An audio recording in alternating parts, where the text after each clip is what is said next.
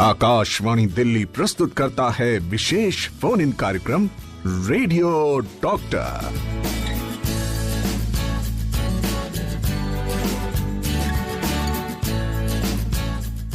नमस्कार, स्वागत है रेडियो डॉक्टर में आप सभी का। मैं हूं आपके साथ आपकी दोस्त शालिनी मित्तल। हर दिन की भांति आज भी चले आए हैं हम आपके हालचाल पूछने। कैसे हैं आप सब?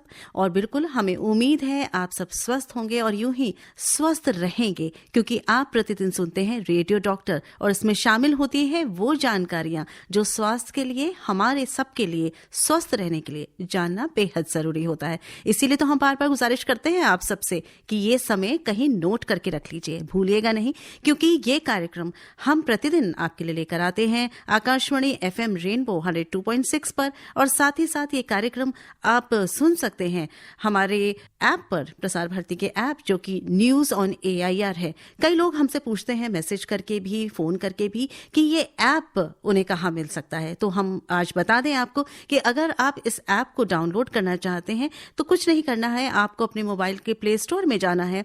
ये ऐप आपको मुफ्त में वहां पर अवेलेबल होगा। न्यूज ऑन AIR आपको टाइप करना है और जैसे ही आपको ये ऐप दिखता है आप उसे डाउनलोड करेंगे तो आपके पास वहां ऑप्शंस आएंगे और आप लाइव रेडियो के माध्यम से उसको क्लिक करके आप हमारे विभिन्न चैनलों का आनंद ले सकते हैं। यानी रेनबो के साथ साथ आकाशवाणी के जो विभिन्न चैनल हैं, विभिन्न भाषाओं के, विभिन्न स्टेट्स के चैनल, वो भी यहाँ अवेलेबल होंगे।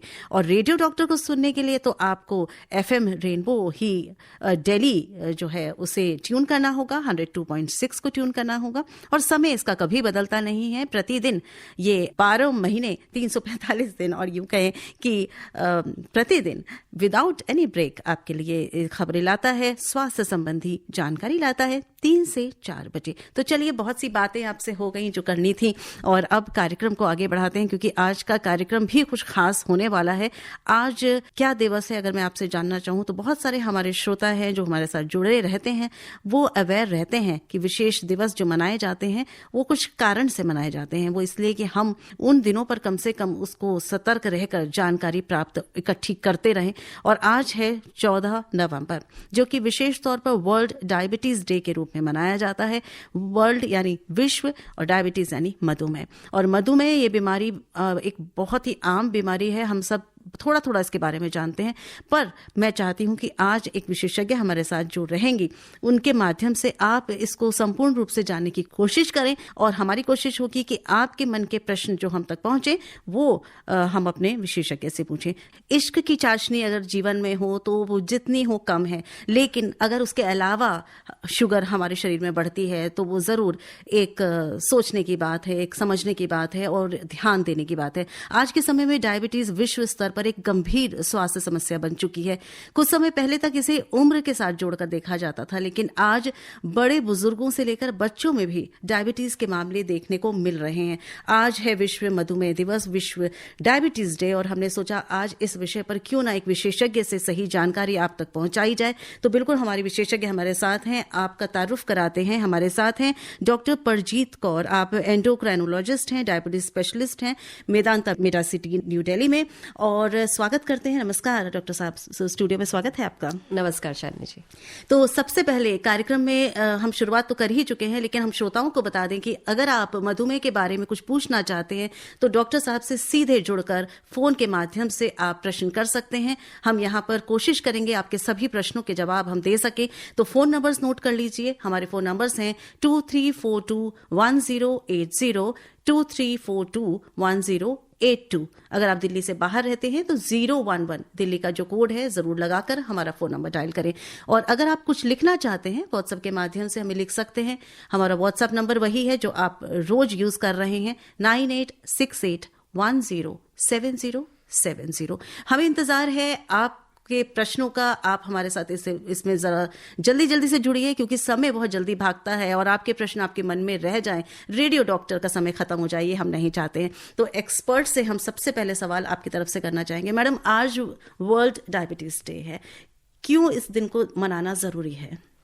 बिल्कुल सही पूछा आपने। वर्ल्ड डायबिटीज डे इसलिए ज़रूरी है, एक तरह से एक अवेयरनेस फैलाना बहुत जरूरी है। जैसे कि आपने बताया कि विश्व स्तर पर किस तरह से डायबिटीज बढ़ते जा रहा है, और इंडिया अगर उस तरह से देखा जाए नंबर 1 है इसमें, सबसे ज्यादा डायबिटीज कैपिटल हम बन गए। डायबिटीज कैपिटल है। इसलिए बहुत जरूरी है कि अवेयरनेस होना कि क्या डायबिटीज क्या है, उसके क्या रिस्क फैक्टर्स हैं, किस तरह से हम डायबिटीज से बचा जा सकता है, और जिनको डायबिटीज है किस तरह से उनको रोकथाम की जा सकती है। एक तरह से हम लोगों को एम्पावर करना चाहते हैं कि वो अपने देखभाल खुद से कर सके। जी, आपने कहा कि हम कैपिटल बन गए, it's not a good thing to be capital of, और ये एक ऐसी स्वास्थ्य समस्या है। अब मुझे ऐसा लगता है जब हम सुनते हैं तो इतना हम आदी हो गए हैं, अगर कोई कहता है कि मुझे शुगर है तो बोले अच्छा, मतलब ये इतना कॉमन हो गया। लेकिन फिर भी प्रश्न इतने सारे होते हैं, इतने सारे मिथ्स इसके साथ जुड़े हैं जो हम क्लैरिफाई कई बार किसी और से सोर्स समझ नहीं पाते हैं। तो हम चाहते हैं कि आज हम अपने श्रोताओं की जो भी डाउट्स हैं वो क्लियर करें।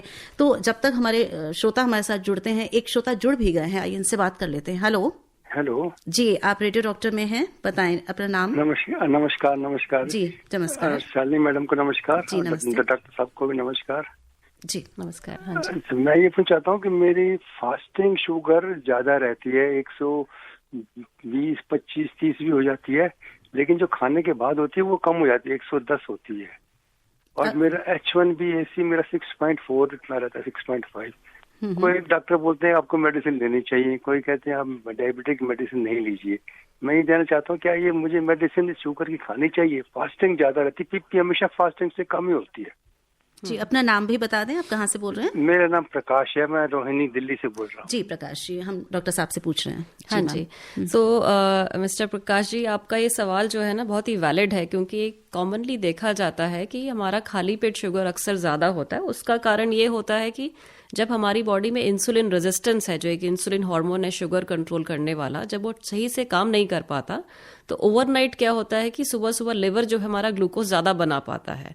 तो लिवर ज्यादा जब ग्लूकोज बना देता है तो सुबह की शुगर जो है वो बढ़ जाती है, जबकि खाने के बाद इंसुलिन सफिशिएंट होता है कि वो खाने के बाद की शुगर को कंट्रोल कर ले। अब ऐसे में जो HbA1c आपने बताया 6.4 अगर रह रहा है, तो एक तरह से प्री डायबिटीज स्टेज है। ये अभी डायबिटीज स्टेज नहीं हुई है, बट काफी रिस्क है कि आगे चल के डायबिटीज स्टेज होने का। तो जहां तक दवाई का सवाल है, हम बिल्कुल अभी रोक सकते हैं एज लॉन्ग एज आपका HbA1c अगर हमारा 6.5 के नीचे बना हुआ है। तो कोशिश करनी चाहिए कुछ डाइट में मॉडिफिकेशंस करके, जैसे अर्ली डिनर करना, डिनर के बाद एक वॉक ले लेना, और रात का डिनर थोड़ा हल्का करना, उससे फास्टिंग शुगर में फर्क पड़ सकता है। और अभी हम दवाई से दूर रह सकते हैं जब तक हम डाइट एक्सरसाइज पे फोकस कर सकते हैं। जी, धन्यवाद प्रश्न करने के लिए। डॉक्टर साहब, आपने कहा प्री डायबिटिक एक स्टेज है, तो ये हम कैसे समझे इसको कि कौन सी स्टेज प्री डायबिटिक है, कौन सी डायबिटिक है? बिल्कुल सही कहा। देखिए, इसके कोई लक्षण तो नहीं होते हैं। ये बहुत ही डायबिटीज एक ऐसी बीमारी है, कई बार ये अननोटिस चली जाती है।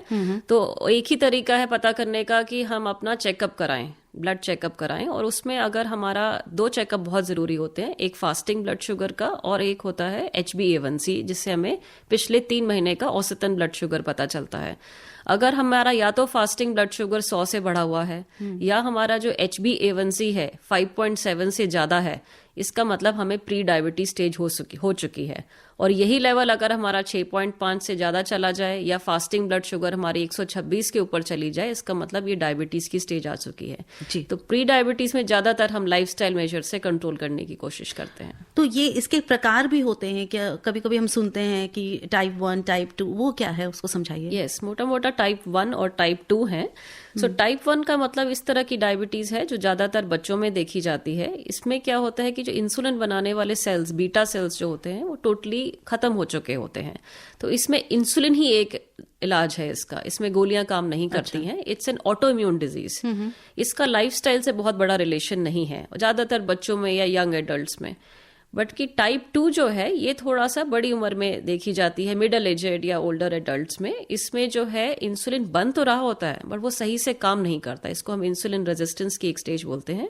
और इसमें ज्यादातर टैबलेट से, लाइफस्टाइल मेजर से काफी हद तक हम ब्लड शुगर्स को कंट्रोल कर लेते हैं। तो क्या डायबिटीज बाय बर्थ भी हो सकती है बच्चों को? बिल्कुल हो सकती है, उसमें भी अलग अलग तरीके की डायबिटीज है। अगर हम टाइप 1 डायबिटीज की करें बात, यस एज यंग एज 6 महीने के एक बच्चे में भी हो सकती है, बट अगर उससे भी पहले हो रही है तो कुछ जेनेटिक टाइप्स भी होते हैं, बट ज्यादातर जो बच्चों में है वो टाइप 1 डायबिटीज ही पाई जाती है। जी, इस बारे में हम और विस्तृत बात करेंगे डॉक्टर साहब से। अब अगर आप हमें कुछ पूछना चाहते हैं, आप हमें कॉल करिए। हमारे एक लिसनर हमारे साथ हैं। हेलो जी मैम, नमस्कार। जी नमस्कार। मेरे को आदरणीय डॉक्टर साहिबा मैम से एक प्रश्न पूछना था। जी जी डॉक्टर साहब सुन रहे हैं, आप अपना नाम बता दीजिए। जी, मैं मंची नामदेव बोल रहा हूँ, गांव मनपुरा, जिला शिवपुरी, मध्य प्रदेश से। जी, आपके जी। एफएम रेडियो कार्यक्रम पर हेलो डॉक्टर सुन रहा हूँ। जी, रेडियो डॉक्टर सुन रहे हैं और प्रतिदिन सुनते हैं? जी जरूर सुनता हूँ, और रिप्ले में आता है वो भी सुनता हूँ। बहुत बहुत धन्यवाद, इसी तरह से जुड़े रहिए। जी, आज प्रश्न करें, क्या पूछना है? प्रश्न मेरा ये है कि मेरे शरीर में फोड़ा फुंसी हो गए थे, हम्म। तो वो उन्होंने घाव का रूप ले लिया। अब वो घाव निरंतर 1 महीने 2 महीने रहे और वो सही से नहीं हो रहे थे, मतलब सूख नहीं रहे थे। तो मैंने डॉक्टर को दिखाया, तो डॉक्टर ने जांच करने के उपरांत फिर बताया कि अभी आप ऐसा करो कि शक्कर कितना लेते हो। मैंने कहा दही के साथ शक्कर मैं बहुत सारी खाता हूँ। तो उन्होंने कहा कि शक्कर टोटली बंद कर दीजिए। अब मैंने उसको शक्कर खाना बंद कर दिया, तो वो घाव ऑटोमेटिकली बिना दवाई खाए ही वो सूखने लगे। तो इसका क्या रीजन होगा? इसमें पहले तो ये बताएं आप कि इसमें शुगर जांच करी थी आपने? ब्लड शुगर जांच में क्या निकला? बहन, उसमें कहा कि शुगर का लेवल थोड़ा सा जितना नॉर्मली रहना चाहिए उससे ज्यादा है। हाँ, तो इसका मतलब या तो आपको प्री डायबिटीज स्टेज निकली है या वो अर्ली डायबिटीज की स्टेज हो सकती है। तो ऐसे में डेफिनेटली जब भी हमारे शरीर में शुगर की मात्रा ज्यादा होती है तो हमारी इम्यूनिटी डाउन हो जाती है, तो जो भी हमारे घाव बढ़ने की क्षमता है, बॉडी की इन्फेक्शन से लड़ने की क्षमता है, वो घट जाती है। तो ऐसे में बिल्कुल अगर आपने शुगर बंद करी, अगर आपकी शुगर कंट्रोल हुई, तो उसमें बहुत फर्क पड़ जाता है कि घाव भरने में। और इनफैक्ट एक तरह से लक्षण है घाव ना जल्दी भरना, एक तरह से लक्षण है जल्दी ही डायबिटीज या प्री डायबिटीज की स्टेज को पकड़ने का। जी, और नॉर्मली ऐसे शरीर में क्या वो लक्षण दिख जाते हैं कि इससे शुगर का पता चल जाए कि इसमें हम शुगर को बढ़ा रहे हैं अपने शरीर में? ऐसे कुछ लक्षण होते हैं? देखिए, एक तो जैसे ये हुआ, इसके अलावा थोड़ा थकान रहना। अगर ज्यादा शुगर बढ़ जाए तो हो सकता है आपको प्यास ज्यादा लगना, पेशाब ज्यादा आना, और आपको जो है काम लगने में सुस्ती रहना।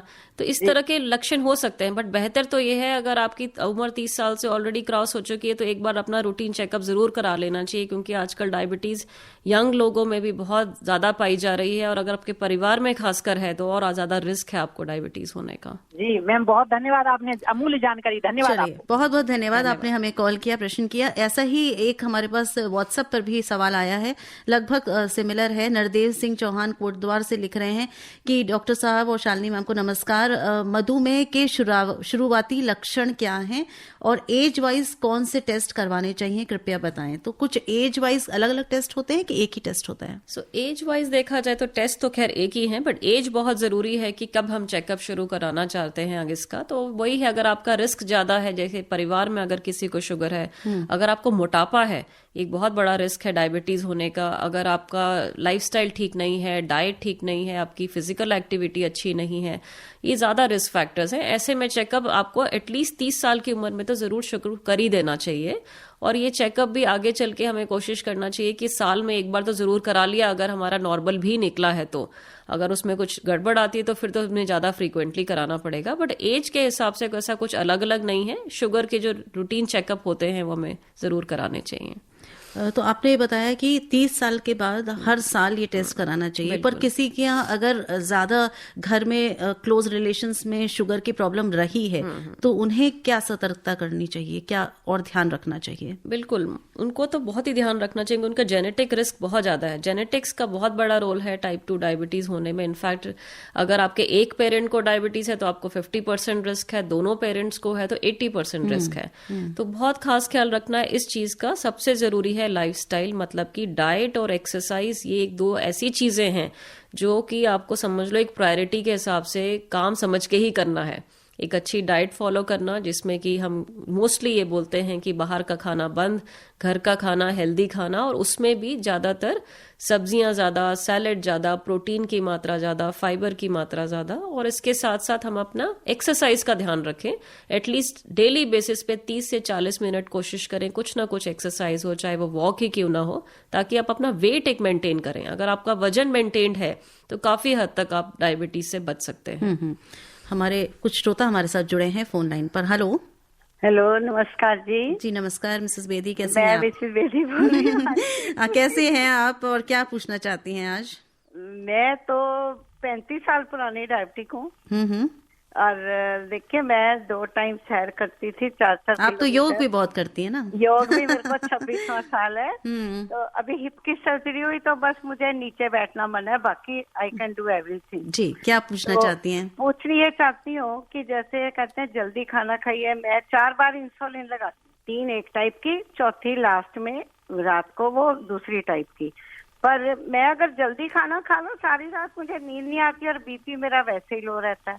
तो मैं ये पूछना चाहती हूँ कि देरी से खाना मैं खाऊं तो चलो नींद आ जाती है, अगर मैं जल्दी खाना खाती हूँ सारी रात करवटें बदलती रहती हूँ। कुछ रिलेशन है इनका इस चीज से? नहीं, बिल्कुल सही कहा। ये जरूरी नहीं है कि ये 100% रूल है कि हर किसी को जल्दी खाना चाहिए। स्पेशली अगर आप इंसुलिन लगा रहे हैं दिन में 4 बार, ये तो आप बहुत जरूरी नहीं है कि आपको जल्दी खाना है। होता क्या है कि इंसुलिन आपने लगा लिया खाने से पहले, पर उसका एक्शन 4-5 घंटे रहता है खाने के बाद भी। अगर वो हाई इंसुलिन लेवल्स बने हुए हैं तो वो आपकी एक्चुअली भूख को बढ़ा सकते हैं। तो आपके केस में बहुत स्ट्रिक्ट जरूरी नहीं है कि अर्ली डिनर आप कर लें, फिर भी एक डिसेंट टाइम, ऐसा नहीं हो कि हम 10-11 बजे रात को कर रहे हैं, वो तो एक्सेप्टेबल नहीं है। बट कोशिश करना चाहिए फिर भी टाइमली हो जाए। बट अगर आपकी शुगर मॉनिटरिंग बहुत ज़रूरी है, अगर आपके शुगर लेवल्स मेंटेन्ड हैं, स्पेशली ओवरनाइट और fasting blood sugar, then it's fine. आप अपने हिसाब से अपना टाइम फिक्स करके समय पे इंसुलिन लेके खाना खा सकते हैं। जी, आइए बात करते हैं हमारे एक और लिसनर से। हेलो। नमस्कार जी। जी नमस्कार। मैम को भी नमस्कार जी। हाँ जी, नमस्कार। मैं यामीन भाई, रेडियो वाला। जी यामीन भाई, स्वागत है रेडियो डॉक्टर में। आज क्या प्रश्न कर रहे हैं डॉक्टर साहिबा से? मैं इनसे 2 प्रश्न जानने चाह रहा था। जैसे कि एक तो हम कोई भी शुगर का पेशेंट एक ही टेबलेट लंबे टाइम तक लेता है, क्या उसका असर फिर कम हो जाता है शरीर में? और दूसरा यह है कि वॉक सुबह करें या शाम करें जरूरी, ये बताएं मैम। वॉक रेडियो पे ठीक है, आप सुनिए, रेडियो पर जवाब मैडम दे रही हैं।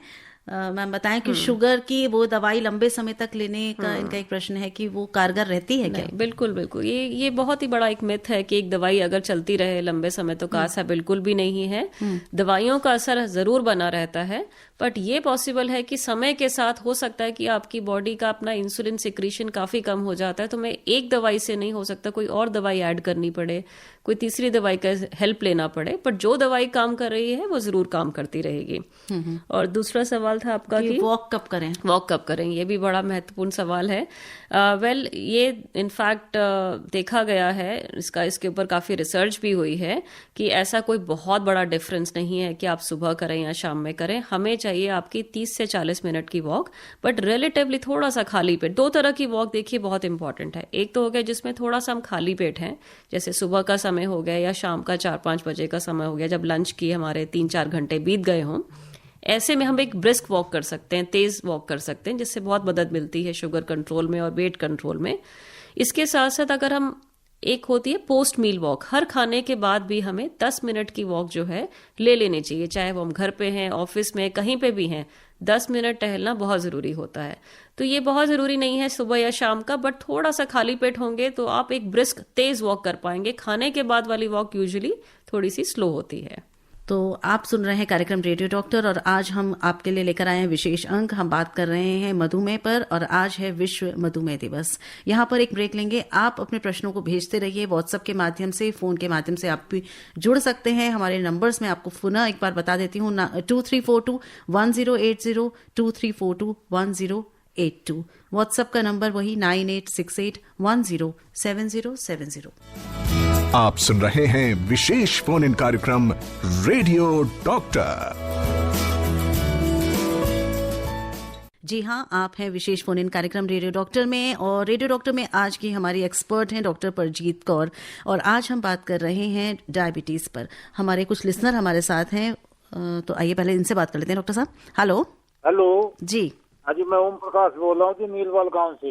जी जी, बताएं आप क्या पूछना चाहते हैं। मैडम, मेरी ये प्रार्थना है कि मेरी एज हो गई 77, मेरे को डायबिटीज है नहीं, और क्या मैं हिदायत जो आप मुझे बता पाए कि आगे के लिए मैं ठीक रखूँ। बिल्कुल बिल्कुल, बहुत ज़रूरी प्रश्न है ओम प्रकाश जी, और ज़रूर इस कार्यक्रम में हम इसके बारे में आगे भी बात करेंगे।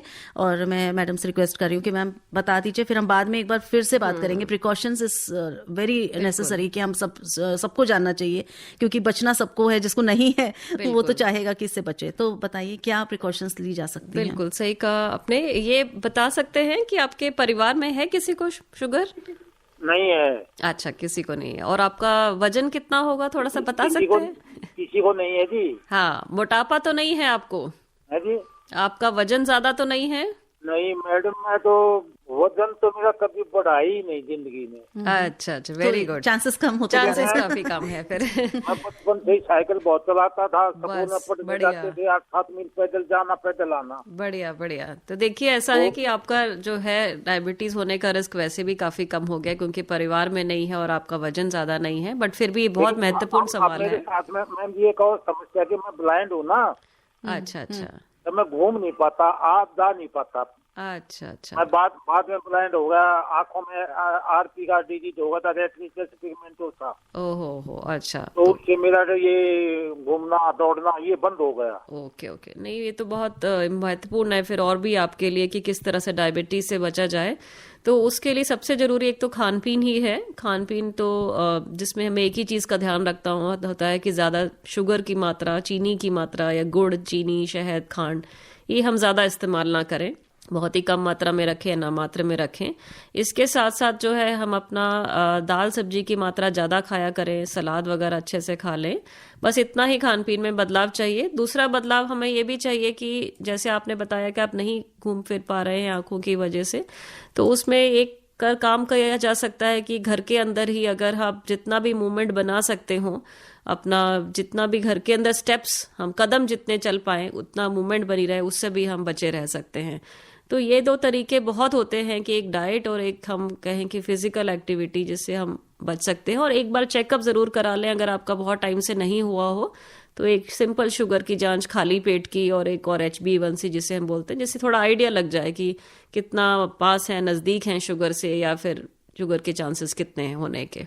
बहुत बहुत धन्यवाद ओम प्रकाश जी, आपने एक बहुत महत्वपूर्ण प्रश्न पूछा है और हम कोशिश करेंगे कि हम पुनः एक बार कार्यक्रम समाप्त करें उससे पहले ये रिपीट करें हमारे उन श्रोताओं के लिए जो अभी तक हमारे साथ नहीं जुड़े हैं। पर गुजारिश यही कि समय पर हमारे कार्यक्रम में जुड़ें, जिससे आपको पूरी जानकारी, विस्तृत जानकारी, संपूर्ण जानकारी मिल सके, कोई जानकारी छूटे ना। डॉक्टर साहब, खाने पीने की बात चली है तो मुझे एक मैसेज दिख रहा है, प्रकाश जी ने लिखा है दिल्ली से कि फ्रूट्स कौन से ऐसे होते हैं जो डायबिटिक पेशेंट्स को अवॉइड करने चाहिए और कौन से खाने चाहिए। बहुत ही महत्वपूर्ण सवाल, क्योंकि बहुत सारे इसमें गलत धारणाएं भी हैं फ्रूट्स को लेके। तो सबसे पहले अगर हम फ्रूट्स की बात करें, ओवरऑल फ्रूट्स शुगर वालों के लिए, डायबिटीज वालों के लिए बहुत अच्छे हैं। इनमें से मेजॉरिटी हम कहते हैं, एडवाइस करते हैं कि कम से कम 2 सर्विंग ऑफ फ्रूट डेली होने चाहिए। पहली बात तो ये। अब किस तरह के फ्रूट की अगर हम बात करें, अगर मैं कहूँ कि ज्यादा अच्छे वाले फल वो हैं जिसमें रेशा ज्यादा हो, जैसे कि हमारा सेब है, अमरूद है, संतरा है, पपीता है, अनार है, ये सारे फल बहुत ही अच्छे हैं और इसके आप 2 सर्विंग जरूर ले सकते हैं। अगर हम कहें कि कौन सा अवॉइड करना है, ऐसे कोई भी फ्रूट नहीं है जो बिल्कुल ही टच नहीं करना है। बट हाँ, कुछ ऐसे फल हैं जो हम ले सकते हैं, बट कम मात्रा में लेने चाहिए, जिसमें कि ज़्यादा कैलोरीज होती हैं, कह लो कि ज़्यादा शुगर की मात्रा बढ़ाने की टेंडेंसी होती है। वो हो गए जैसे आम, जब आम का सीज़न आता है, तो आम का सीज़न जब आए, ये नहीं है कि आपको टच ही नहीं करना है, आप लिमिटेड क्वांटिटी में 2-3 फाड़ी ज़रूर ले सकते हैं आम की, उसमें कोई हर्ज नहीं है। इसके अलावा केला हो गया, केला की अगेन क्वांटिटी पे डिपेंड करेगा। अगर आपको थोड़ा छोटा केला या आधा केला लेना है, अक्सर लेना है, तो रोज लेना है तो अवॉइड करें, बट हफ्ते में 3-4 बार लेना चाहें बिल्कुल ले सकते हैं। चीकू है, अंगूर है, ये ज़्यादा मीठे वाले हैं, क्वांटिटी कम रखें इनकी, और साथ में कोई दूसरा फल मिला लें जिसमें ज़्यादा रेशा हो। तो कुल मिला के बात यह है कि फल अच्छे हैं, डायबिटीज वालों को जरूर खाने चाहिए, बट हमें क्वांटिटी का ध्यान रखें जो ज्यादा मीठे वाले हैं, और 2 सर्विंग तो कम से कम चाहिए जी। हमें। तो एक मिथ यहाँ पर एक और आपने अभी बर्स्ट किया, क्योंकि अक्सर हम यही सुनते हैं कि फ्रूट्स जो मीठे वाले तो खाओ ही नहीं क्योंकि डायबिटीज है, और कई बार लोग अपने खान पान में बहुत ऐसे बदलाव करते हैं जो कि उनको फिर न्यूट्रिशन नहीं देते हैं, क्योंकि वो उनको कहते हैं कि हमें डायबिटीज है, शुगर है, तो हमें नहीं खाना चाहिए। पर आप जैसे इस कार्यक्रम में बता रही हैं या जहां भी आपका इलाज चल रहा है, अगर आप डाइट पूछे तो डॉक्टर उनको बता सकते हैं कि क्या वो खा सकते हैं, क्या नहीं खा सकते। विकास पाठक जी हमसे पूछ रहे हैं मैसेज में कि मैडम, खाने और नाश्ते के बाद मुझे बहुत आलस और नींद आती है, तो इसका कुछ कारण इससे जुड़ा हुआ हो सकता है क्या? बिल्कुल। इनफैक्ट अगर आपको डायबिटीज है तो ये एक कॉमन सिम्टम होता है कि खाने के बाद नींद आती है। अगर डायबिटीज नहीं भी है और फिर भी अगर आपको खाने के बाद आलस हो रहा है, तो इसका मतलब आपको डायबिटीज होने के चांसेस बहुत ज्यादा हैं। ये एक इंसुलिन रेजिस्टेंस का लक्षण है, यानी जो मैंने पहले भी समझाया कि इंसुलिन एक नेचुरल हार्मोन जो हमारा शुगर कंट्रोल करता है। सो डायबिटीज पकड़ में आने के बहुत पहले सालों से ही एक्चुअली बॉडी में इंसुलिन रेजिस्टेंस चल रहा होता है, यानी कि हम अगर खाना खाया, हमारे इंसुलिन लेवल एकदम स्पाइक करते हैं, ठीक से वो काम नहीं कर रहे, और वो हाई इंसुलिन लेवल जो है हमें आलस देते हैं, नींद देते हैं। अगर आपको ऐसा हो रहा है तो पहले तो अपना शुगर चेकअप करा लें, खाली पेट का भी कराएं, खाने के 2 घंटे बाद वाला भी स्पेशली कराएं। अगर आपको ऑलरेडी डायबिटीज है और फिर भी हो रहा है, तो उसका एक बेस्ट तरीका ये होता है कि एक तो हम खाने में अपनी कार्बोहाइड्रेट की मात्रा को कम करें, रोटी चावल की मात्रा को ज्यादा ना रखें, दाल सब्जी और ये सैलेड की मात्रा को ज्यादा रखें, और खाने के बाद जैसे मैंने पहले भी बताया कि 10 मिनट का वॉक जरूर ले लें। खाना खाते तुरंत बैठे ना, 10-15 मिनट टहल के आए, फिर आके बैठे, फिर देखेंगे आपका आलस कहीं काफी हद तक वो ठीक हो जाएगा। जी, तो आपको जवाब मिल गया। और अब हमारे एक श्रोता हमारे साथ फोन लाइन पर। Hello, good afternoon. जी, गुड आफ्टरनून। अमित बोल रहा हूँ, वडोदरा, गुजरात से। जी अमित जी, स्वागत है, और प्रश्न कर लें डॉक्टर साहब से। एक्चुअली मेरे अंकल है, उनकी एज 40 ईयर्स है और उनको डायबिटीज है, तो क्या ये प्रॉपर ठीक हो सकता है या फिर लाइफ टाइम चलता ही रहेगा? चलिए, बहुत महत्वपूर्ण प्रश्न है, क्योंकि हम सोच ही रहे थे, अगला प्रश्न हमारा यही था कि क्या ये रिवर्सिबल है, एक बार हो जाने के बाद क्या मैडम ठीक हो सकता है? जैसा आपने बहुत सारी चीजें बताई हैं कि खान पान में बदलाव, लाइफस्टाइल में चेंज करके क्या इसको रिवर्स किया जा सकता है? ओके, तो इसमें तो सबसे पहले मैं कहना चाहूंगी कि रिवर्सल एक सही टर्म नहीं है। रिवर्सल तो को मतलब ये हो गया कि हमने डायबिटीज को ठीक ही कर दिया, उसके बाद हम जो मर्जी खाए पिए कुछ भी करें, नहीं होगा, ऐसा नहीं है। तो सही शब्द हम वो इस्तेमाल करते हैं रेमिशन। रेमिशन का मतलब है मैं एक ऐसी स्टेज पे हम पहुंच सकते हैं कि जहां बिना दवाई के जरूर काम चल सकता है। तो जैसा कि आपने बताया कि आपके अंकल 40 साल के, यानी यंग एज अभी इतनी ज्यादा नहीं है, तो उसमें कुछ फैक्टर्स अगर हम देखा जाए केयरफुली, हम इस इंडिविजुअल बेसिस पे डिसाइड करते हैं कि किसका डायबिटीज हम रेमिशन में ला सकते हैं। तो अगर वजन ज्यादा हो और अगर अच्छे से हम वजन को घटा लें, कम से कम, जैसे कई लोगों को ओबेसिटी है, अगर उनका 10-12 किलो वजन घट जाए डाइट से, एक्सरसाइज से, और इनिशियल जैसे शुगर पता ही चली अभी डायबिटीज के 2-3 साल ही हुए हैं, अगर उस समय हम एक्शन ले लें और वजन घटा लें, एक अच्छा लाइफस्टाइल फॉलो कर लें, तो ये काफी हद तक पॉसिबल है कि आप रेमिशन स्टेज में चले जाएंगे, यानी कि आपको दवाई की जरूरत नहीं पड़ेगी, आप अपने लाइफस्टाइल से ही उसको आगे मेंटेन कर पाएंगे। बट इसका मतलब ये भी नहीं है कि आप उसको भूल ही जाएं। उसके बाद रेगुलर चेकअप भी रखना जरूरी है, मॉनिटरिंग जरूरी है। तो अपनी डॉक्टर की सलाह लें कि क्या उनमें ये पॉसिबल है कि नहीं। ये केस टू केस बेसिस पे है, हम जनरलाइज नहीं बोलते कि सभी की डायबिटीज हम रेमिशन में डाल सकते हैं। जी, एक प्रश्न हम तक पहुंचा है, जानवी जी ने लिखा है मेरठ यूपी से, कि मेरी नानी की उम्र 75 साल है, 75 ईयर्स, उनके पैर सुन्न रहते हैं और वो मीठा खाती हैं तो पैर में दर्द होता है। मैं इसका कारण जानना चाहती हूँ। ये भी बिल्कुल अच्छा सवाल है, क्योंकि हम यहाँ पे एक बात कर रहे हैं डायबिटीज की कॉम्प्लिकेशन, जिसको हम बोलते हैं न्यूरोपैथी, यानी कि डायबिटीज का, शुगर का नसों पे असर आ जाना। तो अगर उनको इस तरह के लक्षण हो रहे हैं कि मीठा खाने से स्पेशली हो रहा है, तो ये बहुत ही कॉमन होता है कि जब हाई ब्लड शुगर लेवल होते हैं तो नसों को और इरिटेट करते हैं और दर्द बढ़ता है। तो इसमें तो बहुत ही जरूरी है समझना इस चीज को कि हम बिल्कुल मीठा अवॉइड ही करें। ओकेजनल खाने में कोई नुकसान नहीं, बट अगर रेगुलर बेसिस पे रखेंगे, अगर शुगर कंट्रोल नहीं है, नसों पे असर आ रहा है, तो दर्द जरूर होगा। तो अपनी डॉक्टर की सलाह से इसको जो है नसों की दवाई भी इनमें शुरू करी जा सकती है ताकि उनको आराम पड़े थोड़ा। लेकिन इन्होंने ये हमें नहीं लिखा कि इनकी नानी को डायबिटीज है, पर मान के चल रहे हैं कि डायबिटीज होगी। इसका मतलब ये है कि हाँ, कहीं ना कहीं इनको या तो डायबिटीज है या प्री डायबिटीज के लक्षण है। बिल्कुल। जैसे आपने कॉम्प्लिकेशंस की बात की, तो हम अक्सर सुनते हैं कि डायबिटीज जब हो जाती है तो इसके शरीर के विभिन्न अंगों पर और दुष्प्रभाव पड़ते हैं, बहुत सारे और अंगों पर, जैसे आंखों पर है या लिवर पे है या और हार्ट पे है, तो वो थोड़ा सा बताइए कि ये क्या क्या हो सकते हैं इफेक्ट्स। बिल्कुल, इसको हम जो है इफेक्ट को मोटा मोटा 2 भाग में डिवाइड कर देते हैं कि एक तो हो गया माइक्रो लेवल पे कि हमारे जो है छोटी छोटी जो खून की नसें उनमें इफेक्ट आता है, तो उसमें जो मेजर पकड़ में आती हैं वो है नसें, जैसे हम न्यूरोपैथी की बात करी। दूसरा हो गया आंखें, रेटिनोपैथी बोलते हैं, और हो गया किडनी, जिसको हम नेफ्रोपैथी बोलते हैं। तो ये मेजर हो गया और ये इनफैक्ट कॉम्प्लिकेशन ऐसी हैं जो कई बार शुगर पता चलने से पहले ही सेटअप हो जाती हैं, बाद में जाके हमें शुगर पता चलती है। फिर हम बड़ी नसों की बात करें, जिसमें कि हो गया हार्ट का अटैक, एमआई होना, या फिर स्ट्रोक होना, या फिर पैरों की नसें का जाम हो जाना, डायबिटिक फुट जिसे बोलते हैं, तो ये अलग तरीके की कॉम्प्लिकेशंस हैं। तो उसमें तो बहुत ही ज़रूरी है समझना कि अगर हमें कॉम्प्लिकेशन से बचना है तो शुगर के साथ साथ हमें हर चीज़ का ध्यान रखना है। Sugar control, blood pressure control, cholesterol control, आपका वजन कंट्रोल और एक अच्छा लाइफस्टाइल, ये सारी ही चीज़ें जब मिलके काम करती हैं। और इसके साथ साथ ये भी बहुत महत्वपूर्ण है कि इन कॉम्प्लिकेशन की स्क्रीनिंग भी रेगुलर होते रहनी चाहिए। कम से कम साल में एक बार हमें किडनी, लिवर, आंखों का टेस्ट, पैरों का चेकअप, हार्ट का चेकअप जरूर करवा लेना चाहिए। जी, आइए जुड़ते हैं हमारे एक लिसनर के साथ। हेलो। नमस्कार जी शालिनी जी। जी नमस्कार।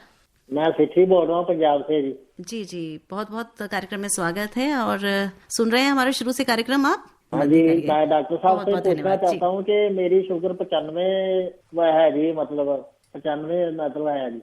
हाँ। तो मैं डॉक्टर साहब से जानना चाहता हूँ कि क्या खीरा वगैरह खा सकता हूँ, या मतलब खीरा अच्छा लगता है जी। ओके, नहीं ये तो बहुत ही अच्छी चीज़ है, खीरा में तो कोई लिमिटेशन ही नहीं है। तो खीरा तो एक ऐसी चीज़ है, सैलेड के फॉर्म में हम सभी को एडवाइस करते हैं कि खीरा आप खाएं, और स्पेशली इसमें खाना शुरू करने से पहले ही सैलेड खा लेना चाहिए। तो अपना खीरा जो भी आपको लेना है खाने से पहले लें, और आपकी 95 शुगर तो बहुत ही बड़ी अच्छा मेंटेन किया है आपने। चलिए धन्यवाद, और आपकी समस्याओं का समाधान हो जाए ऐसा हम मानते हैं, और आप अच्छे से खाएं। और खाने की बात अभी हम और विस्तार से करेंगे, क्योंकि बहुत सारे प्रश्न हमारे पास आ रहे हैं कि क्या खाएं क्या ना खाएं, और लाइफस्टाइल में क्या चेंजेस करना है, ये भी हम बात करेंगे। हमारे पास एक मैसेज आया है नीदरलैंड से, तो मैं डॉक्टर साहब को बताना चाहूँगी कि हमारा जो कार्यक्रम है ग्लोबली सुना जाता है और बहुत अलग अलग देशों से हमें मैसेजेस आते हैं। तो आशा जी वहाँ पर हैं, आशा पाठक, उन्होंने हमें लिखा है कि न्यूरोपैथी की प्रॉब्लम मुझे पहले हो गई थी, ठीक भी हो गई थी, लेकिन अब दोबारा हो गई है, क्यों ऐसा हुआ मेरे साथ? बिल्कुल। सो न्यूरोपैथी एक ऐसी कॉम्प्लिकेशन है डायबिटीज की जिसमें थोड़ा सा ट्रिकी है सिचुएशन, बहुत सारी दवाइयां इसमें नहीं भी हैं। तो ये पॉसिबल है कि पहले हुआ, आपकी शुगर कंट्रोल हुई या बाकी फैक्टर्स आपने अगर अच्छे से रखे हों तो बेटर हो जाती है, और अगर बीच में कुछ गड़बड़ हुई शुगर कंट्रोल में दोबारा भी आ जाती है। इनफैक्ट अगर शुगर कंट्रोल बनी भी हुई है तो भी कई बार ये वापस आ जाती है, क्योंकि नसों का जो एक बार असर आता है वो थोड़ा सा वापस मोड़ना मुश्किल है। तो उसमें 2 ही तरीके होते हैं कि अगर आपकी नसों में दर्द वाला प्रॉब्लम ज़्यादा है तो उसमें जो दवाइयां हैं वो ज़्यादा अच्छे से काम कर जाती हैं। अगर आपकी नसों में सूनापन ज़्यादा है तो ऐसे केस में ज़्यादा हमें बस एक ही चीज़ का ध्यान रखना, बस अपने पैर का ध्यान रखें, क्योंकि डायबिटिक न्यूरोपैथी में पैर ही सबसे ज़्यादा अफेक्टेड होते हैं। तो वापस जो आई है प्रॉब्लम, उसका कारण यही है कि डायबिटीज़ न्यूरोपैथी का अपना एक कोर्स अप डाउन होता है, बट अपनी डॉक्टर की सलाह से आप सही दवाई लेके समय पे उसको फिर से जो है उसकी रोकथाम की जा सकती है। तो बहुत बहुत धन्यवाद आशा जी कि आप नीदरलैंड से हमारे कार्यक्रम को सुन रही हैं। और भी अगर आपको कुछ पूछना है तो आप हमें लिख सकते हैं, हमारा मेल भी है और वहाँ भी आप हमें लिख सकते हैं आप किस कार्यक्रम में और क्या विषय सुनना चाहते हैं, वो मैं लास्ट में मेल आईडी बता दूंगी आप लोगों को। आप सुन रहे हैं कार्यक्रम रेडियो डॉक्टर में बात हो रही है डायबिटीज़ पर। हमारे लिसनर्स ने बहुत सारे हमें मैसेजेस भेजे हैं, फ़ोन कॉल्स भी करे हैं, अभी भी फ़ोन कॉल्स हमें आ रहे हैं। ये एक प्रश्न हमें भेजा है श्याम मित्तल जी ने रोहिणी से, लिख रहे हैं कि क्या लेटेस्ट डेवलपमेंट्स अभी हुए हैं इन मैनेजिंग डायबिटीज़, ये आप बताएं। और साथ ही साथ मैं डायबिटिक हूँ 1984 से और कंट्रोल में है। I am presently 74 years old. Presently my HbA1c is 7% और मैं मेडिसिन ले रहा हूँ। I have heard people talking about fixing a device on a body that will inject insulin depending on requirement. तो ये लेटेस्ट एडवांसमेंट मैं भी जानना चाहूंगी और श्रोताओं के लिए कि इस तरह की कोई डिवाइस है या कोई और भी टेक्नोलॉजी आई है इस क्षेत्र में। बिल्कुल, सो टेक्नोलॉजी वाइज काफ़ी एडवांसमेंट हुई है डायबिटीज़ के एरिया में। अगर हम उसमें कहें तो 2 तरह से एडवांसमेंट है। एक तो हो गया कि शुगर नापने की प्रक्रिया, कि किस तरह से हम अपनी बॉडी को शुगर चेक करें। उसमें जो है कंटिन्यूस ग्लूकोज मॉनिटरिंग सिस्टम बोलते हैं, CGMS। तो एक तरह से एक सेंसर्स हैं, ये एक कॉइन शेप में सेंसर होते हैं, छोटे से, ये हमारी बाजू में लग जाते हैं, अपर आर्म एरिया में लग जाते हैं, और ये जो है कम से कम 15 दिन तक लगे रहते हैं। और इससे है कंटिन्यूस ग्लूकोज वो अपना जो है पिकअप करता रहता है, सेंस करता है, और वो जो हमारी जो रीडिंग्स है, हमारे फोन में एक ऐप इंस्टॉल हो जाता है, तो कंटिन्यूसली हम अपनी शुगर रीडिंग्स को देख सकते हैं। इससे बहुत ही फायदा है, स्पेशली उन लोगों के लिए जो मल्टीपल इंसुलिन इंजेक्शंस ले रहे हैं दिन में, या फिर उनके लिए भी जिनको अगर हमें डाइट में कुछ मोटिवेशन चाहिए कि किस तरह से डाइट हमारी शुगर पे प्रभाव डाल रही है, तो ये सेंसर्स बहुत काम आते हैं। तो एक तरह से ये डिवाइस हुई। दूसरी डिवाइस जो बात कर रहे हैं कि अपने आप से इंसुलिन डिलीवर करती है, उसको हम बोलते हैं इंसुलिन पंप। तो ये भी काफ़ी एडवांसमेंट है। इंसुलिन पंप एक छोटा सा, समझिए पेजर की तरह एक डिवाइस है जो जिसके थ्रू एक ट्यूब निकलती है, हमारे पेट पे कनेक्ट हो जाती है, और ये कंटिन्यूसली हमारा इंसुलिन सप्लाई करता है। इसमें एक ऑटोमेटेड पंप बहुत ही बढ़िया चीज़ है। इसमें एक साथ में सेंसर भी रहता है। ये सेंसर हमारे पंप को कमांड देता है कि इतनी शुगर हो गई है, पंप ऑटोमेटिकली इसको जो है रेगुलेट कर लेता है। इसमें बार बार इंजेक्शंस लाने की जरूरत नहीं पड़ती। बट ये जो है स्पेशली टाइप 1 डायबिटीज के लिए ज्यादा अच्छे हैं और अप्रूव्ड भी हैं उनके लिए। टाइप 2 में सेलेक्टिव लोगों के लिए कि जिनके मल्टीपल इंसुलिन इंजेक्शंस चल रहे हैं, उनमें भी ये ली जा सकती है। डेफिनेटली 2 अच्छी एडवांसमेंट्स हैं जी। लेकिन अगर कोई घर पे मॉनिटर करना चाहे, क्या उसके लिए भी कोई ऐसी तकनीक है? ये हमारे श्रोता भी पूछ रहे हैं कि ग्लूकोमीटर से जांचना क्या सही होता है? यस, बिल्कुल, बहुत ज़रूरी है कि हमारा सेल्फ मॉनिटरिंग एक बहुत ज़रूरी चीज़ है। इससे क्या होता है कि हमें अपनी शुगर का खुद पता रहता है। काफ़ी बार हमें डिले हो जाता है डॉक्टर से मिलना, और हमें पता नहीं रहता, आइडिया लैब से टेस्ट कराने में डिले होता है। तो ये जो ग्लूकोमीटर्स हैं, आजकल के जो आधुनिक ग्लूकोमीटर्स आ गए हैं, ये बहुत अच्छे हैं, काफ़ी हद तक एक्यूरेट है। इनमें ज़्यादा फर्क नहीं होता, 5-10 से ज़्यादा फर्क नहीं होता है। और ये ज़रूरी है कि जिनको डायबिटीज़ है और अगर वो टैबलेट्स पे हैं, तो कम से कम हफ्ते में एक बार अपनी शुगर ज़रूर देख लें। या अगर जिनको इंसुलिन इंजेक्शन लग रहे हैं, तो उनको तो ऑलमोस्ट डेली ही चेक करनी चाहिए।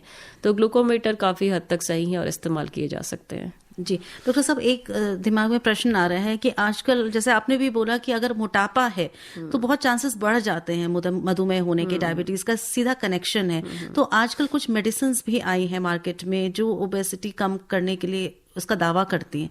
वो क्या हेल्प कर सकती हैं, या लेनी चाहिए, नहीं लेनी चाहिए, और कैसे लेनी चाहिए, ये थोड़ा सा बताइए। बिल्कुल, इनफैक्ट अगर हम जो एडवांसमेंट की बात कर रहे हैं, तो ये दवाइयां भी एक तरह से एडवांसमेंट है डायबिटीज मैनेजमेंट में। ये जो अब दवाइयां आई हैं, ये जो मोटापा कम करती हैं, देखा जाए, जैसे मैंने शुरुआत में भी बताया कि डायबिटीज और मोटापे का बहुत बड़ा एक लिंक है। अगर आपको वजन है ज्यादा, तो डायबिटीज होने के काफी चांसेस है। और हमने ये भी बात करी कि किस तरह में हम शुरुआत में एक वजन घटा के डायबिटीज को रेमिशन की स्टेज में ला सकते हैं कि दवाइयों की जरूरत पड़ी ना। उस केस में दवाइयाँ बहुत हेल्पफुल हैं। ये दवाइयाँ काफ़ी हद तक सेफ हैं, इन द सेंस ये हार्ट, लिवर, किडनी को इनफैक्ट फ़ायदा ही पहुंचाती हैं। अगर किसी को किडनी इशू है, लिवर इशू है, तो डॉक्टर की सलाह से अगर हम उसको दें, तो ये फ़ायदा भी काफ़ी हद तक कर सकती हैं। बट हमें इसके कुछ साइड इफ़ेक्ट भी समझने चाहिए, जो कि ये इस तरह से नहीं, हम ब्लैंकेट ट्रीटमेंट नहीं ले सकते हैं। तो डॉक्टर की सलाह से बात करें तो ये काफ़ी हद तक हेल्पफुल हैं, और ज़रूर हमें डिस्कस करना चाहिए इन दवाइयों के बारे में। जी, ये हेल्प कर सकती हैं, बट वही है जैसे ओपिनियन प्रॉपर लें, सारे टेस्ट कराने के बाद सलाह सही, एंडोक्रिनोलॉजिस्ट की सलाह सही, अपने से कुछ ना करें। अगर आपको लगता है तो आप अपने डॉक्टर से एडवाइस ले सकते हैं इस विषय पर। तो डॉक्टर साहब, जैसे आपने बताया कि बहुत सारे चेंजेस करके हम अपनी लाइफस्टाइल को मैनेज करके अच्छा बेहतर बना के इसको रेमिशन स्टेज में भी ला सकते हैं। तो थोड़ा सा बताएं हमारे श्रोताओं को कि क्या अच्छी लाइफस्टाइल होती है। तो वही एक ज़रूरी समझना है कि लाइफस्टाइल में मैं इसको अगर मैं 3 भाग में डिवाइड कर देती हूँ, एक डाइट और एक्सरसाइज और एक स्ट्रेस एंड स्लीप मैनेजमेंट। तो डाइट की अगर हम बात करें तो सबसे ज़रूरी एक तो ये है कि हम बाहर का खाना जो है वो मोस्टली अवॉइड ही करें, बहुत ही ओकेजनल रखें, और घर के खाने में हम एक प्लेट मेथड का इस्तेमाल करें कि हमारे सामने जो प्लेट है उसमें आधा जो है वो दाल सब्जी से भरा हो, 1/4 ही सिर्फ कार्बोहाइड्रेट हो, जैसे कि आपकी जो रोटी हुई, राइस हुई, बस 1/4 हो, और 1/4 में आपका प्रोटीन होना भी बहुत ज़रूरी है। सो प्रोटीन एक ऐसी चीज़ है हमारी डाइट में लैकिंग है, तो ये समझना चाहिए हमें न्यूट्रिशनिस्ट के साथ बैठ के, डॉक्टर के साथ समझ के कि प्रोटीन किस तरह से हम इंक्लूड करें। एक्सरसाइज में क्या ज़रूरी है कि 2 तरह की ज़रूरी है। एक तो हो गया कि कार्डियो टाइप, जिसमें हमारा हार्ट रेट बढ़ता है जब हम, जैसे हो गया ब्रिस्क वॉकिंग, एक बहुत बढ़िया एग्जाम्पल है। आप इसको 30 से 40 मिनट जरूर करें। बट इसके साथ साथ हमारी जो स्ट्रेंथ ट्रेनिंग है, जो मसल्स की एक्सरसाइजेज हैं, वो भी इक्वली इंपॉर्टेंट है, जो लोगों को अक्सर जानकारी नहीं होती है। इसको अगर हम हफ्ते में 2 या 3 बार इंक्लूड कर लें तो बहुत अच्छा उसमें फ़ायदा मिलता है।